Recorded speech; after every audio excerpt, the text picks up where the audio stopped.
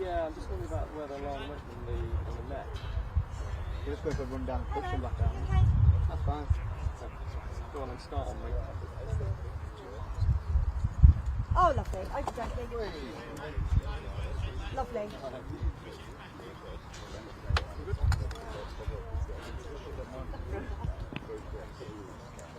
Tell me it's fine. Okay guys, of course it has live England training. Comes in 3, I'll try and time it when the wind is away.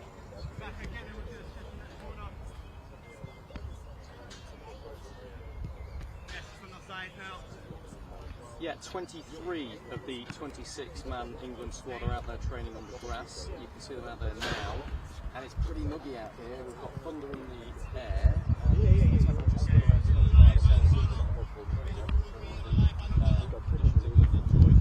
The start of their training campaign, which was 17, 16 degrees, cloudy, raining and but yeah, the players that are missing, Phil Foden, of course, we know about.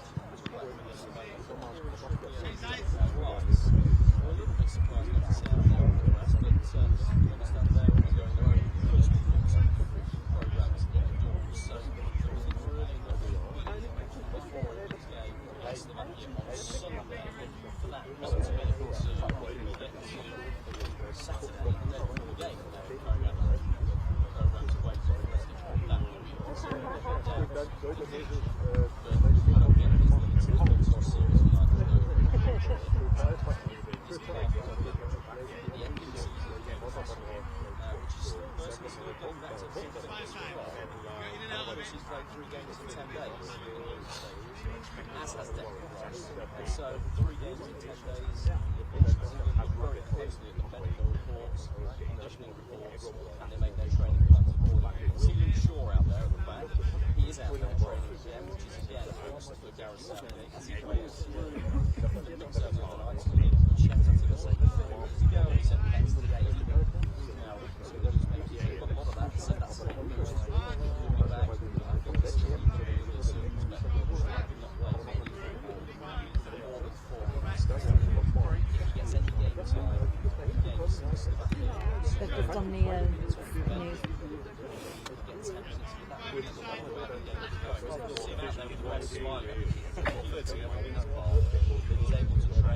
I've got headphones, you know.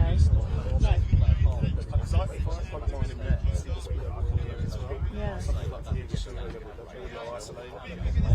I mentioned Phil Foden, who's today, of course, Someone's trying to ring me. Who's expecting a baby. And they've already got 2 children together. They announced that they were having a 3rd child or expecting a 3rd child back in April. And the sense I get from the people I'm speaking to around the England camp are that they're not concerned about that. Certainly got Gareth Southgate's full permission to go home, and they fully expect him to be back in time to take part in training and be available for selection in that last 16 game against Slovakia. There's Gareth Southgate. Why don't we talk about him a little bit, because of course we've seen all of those quotes from the newspapers and some of the comments he made after the game, after that dour 0-0 draw against Slovenia in the final group game, where I have to say he sounded pretty down. I think we need to give him a bit of context. He was talking about the fact that he's a target of some of the bile that's coming from England supporters right now. Remember, as he left the field in Cologne, there was some plastic cups that were thrown at him, some of the abuse, some of the booing from England fans was pretty pertinent, and it was directed straight at Gareth Southgate. He said, our world is different at the moment, and I feel like it's probably because of me. But he talked about how he can help the players as much as he possibly can, because he brought the joy back into playing for England, and we have to be very careful of where we head with it. Now, my reading of that is Gareth Southgate's tiring of the job. At this point, you can see England are unbeaten, top of the group, they've got a favourable draw ahead of them. Why is there so much negativity around from the fans and from the media? Well, of course, our job is to try and tell it as we see it, and most people feel that his performances have been enjoying so far been well below what they are capable of. But that joy that he talks about in those comments to the newspapers is really significant, I think. He's made it a brilliant environment as being in the player. Whenever he speaks to anything, they talk about how fantastic it is, how well they get on together, how much they enjoy each other's company. That is entirely down to those two men on your screen right now, Gareth Southgate and his assistant Steve Holland. They wanted to make an environment where England players wanted to come and play for their country, because that wasn't always the case with some of their predecessors.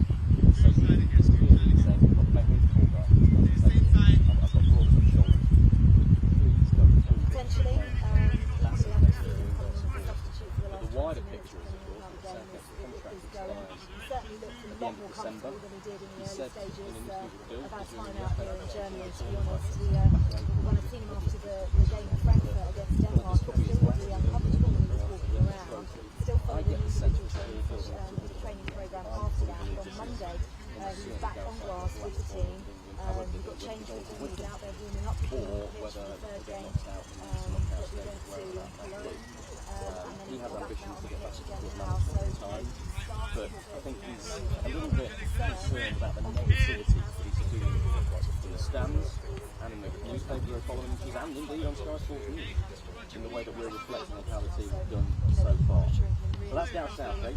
Let's get back to the players, shall we? Because there's Kobbie Mainoo, and he's got the bench twice for England now in the opening 3 games. I think there's a very strong possibility of starting England's last 16 games against Slovakia on Sunday. If you look at his stats for when he came on the pitch at half-time, so the second half of Slovakia, when he came on with Conor Gallagher, 100% crosses completed, 100% tackles won, 97% pass accuracy, 33 out of 34 passes completed, 2 duels won, 1 dribble. Okay. But what he did was he brought some much needed control in that England midfield on the ball. He linked up with Foden very well. He linked up Harry Kane very well. He's a very intelligent footballer, even though this is his first major international tournament. And I think there's a really strong possibility that he will start on Sunday. And it shows that Gareth Southgate's been drafted during this broadcast. So far, that experiment with banking midway through the second group game. We saw Conor Gallagher come on, and look, I thought that was a decent decision by Gareth Southgate. Conor Gallagher, a natural number 8, had a brilliant season for Chelsea, but the England manager took him off at half-time against Slovenia, clearly feeling that England needed somebody with a bit more ability on the ball maybe, and that's where Kobbie Mainoo came in. So 3 different, there's Conor Gallagher, look, so 3 midfield options tried already, 2 of them dispensed with. For my money, it looks like Kobbie Mainoo could well be England's number 8 going forward in this game, and potentially if they go further on in the tournament. What about changes elsewhere? Well, let's talk about Cole Palmer, shall we? Because we spoke to him after the game, and in terms of England's wide attacking options, we have to say he's probably England's most in form. That was what he was in terms of his club football. Brilliant season for Chelsea. And I think when he came off the bench in that second half, he was England's most exciting player. Look, to the manner born, his first experience of major international football at the tournament, and he was doing exactly what he does for his club. Nothing seemed to faze him. He was beating players, he was feeding passes through the eye of a needle. He was linking up very well with England's other attacking options. And he has a bit of a swagger about him, which I think shows how comfortable he is and how well he's adapted to this international stage. It didn't faze him one bit, and I think if Gareth Southgate is thinking of resting Bukayo Saka, who started each of England's 3 group games, Cole Palmer may well be the man to come in on that wide right-hand side. Jarrod Bowen, of course, into option. Anthony Gordon on the left there, look. Let's talk a bit about him, because he put his first taste of tournament football the other night.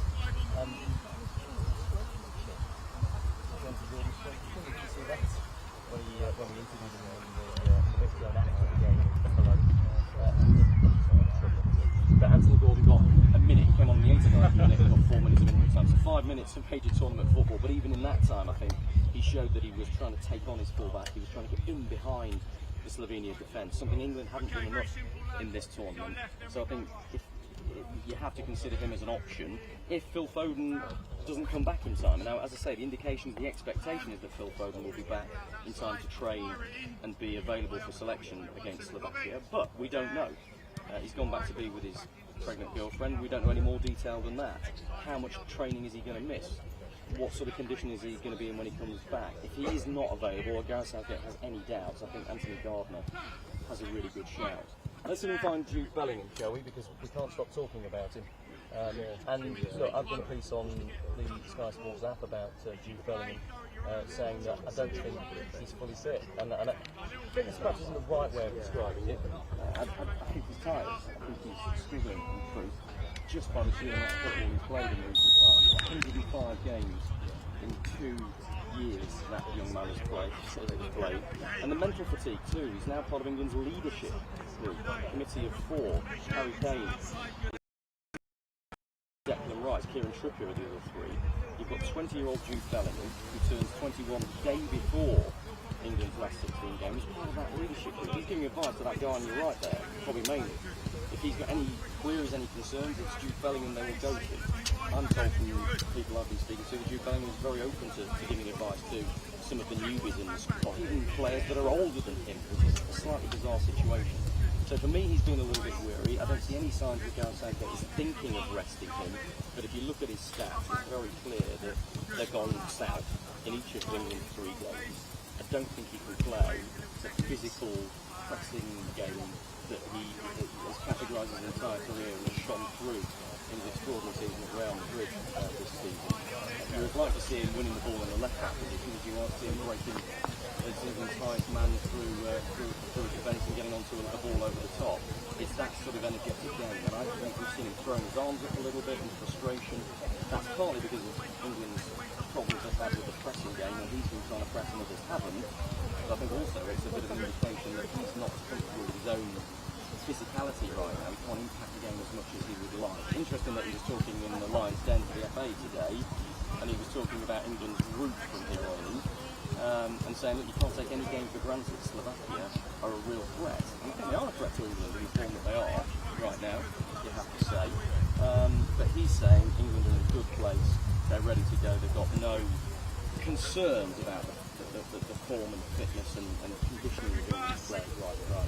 And again, it's this disconnect, I think, between what we're seeing in the media, what the fans are seeing on TV, what the fans are seeing on in the stadiums, which is very un-England-like, and what the players themselves are feeling. Unbeaten, a win and 2 draws, top of the group, comfortable, getting better all the time.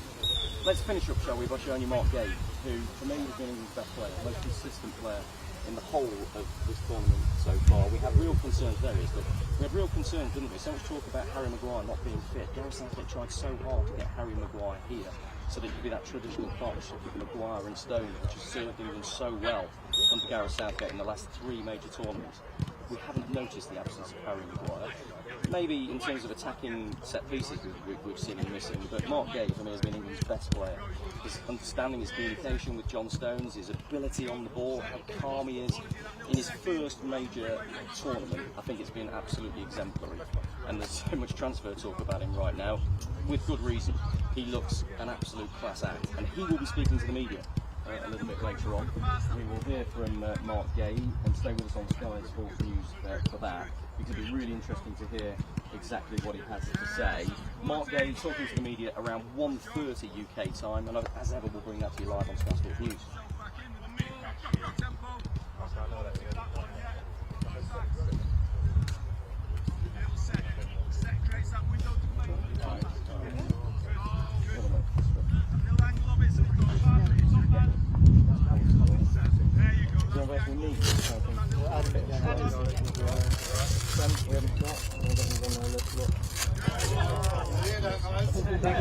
Thank you.